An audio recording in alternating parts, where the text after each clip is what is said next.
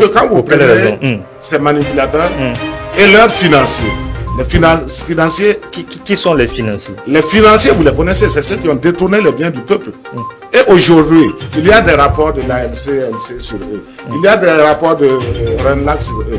C'est eux aujourd'hui... Vous êtes impatient de voir donc la suite à donner à ce dossier-là. De voir ces gens-là confiés à la justice. S'ils n'ont rien fait, ils rentreront chez eux. C'est moi, j'ai dit et je l'assume. Sekou Ouedraogo, DGA de l'ANR de Burkina, a fui avec le DAF, se retrouve en Côte d'Ivoire, logé, nourri par Alassane Ouattara, armé pour venir déstabiliser le Burkina Faso. Ça, c'est preuve. C'est votre déclaration. Alors, tout le Burkina, la majorité se retrouve en Côte d'Ivoire. D'autres sont en France, d'autres sont aux États-Unis, d'autres sont en Allemagne. De quoi nous parlons?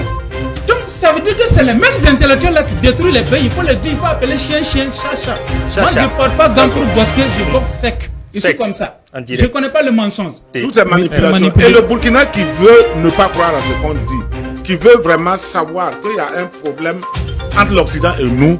Quand il écoute, par exemple, ceux-là qui ont quitté le pays, ceux-là que vous appelez les apatrides, quand tu lis les écrits, tu lis ce qu'ils disent dans Facebook ou dans les médias, écoutez aussi ce que les gouvernants européens parlent.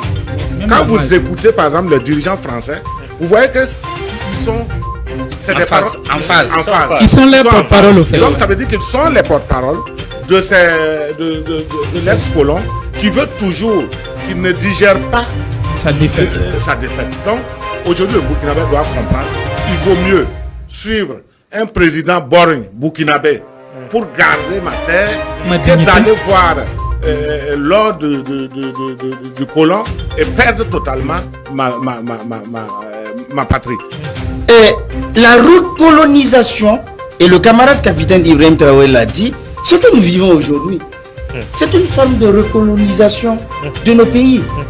C'est une recolonisation violente, impitoyable, sauvage, où on décapite femmes et enfants, où on brûle des greniers, où on délocalise de pauvres citoyens. Et face à cette forme d'attaque de notre patrie, il n'y a pas d'autre moyen que la guerre. C'est le feu qui arrête le feu. C360, la voix d'une Afrique nouvelle et souveraine.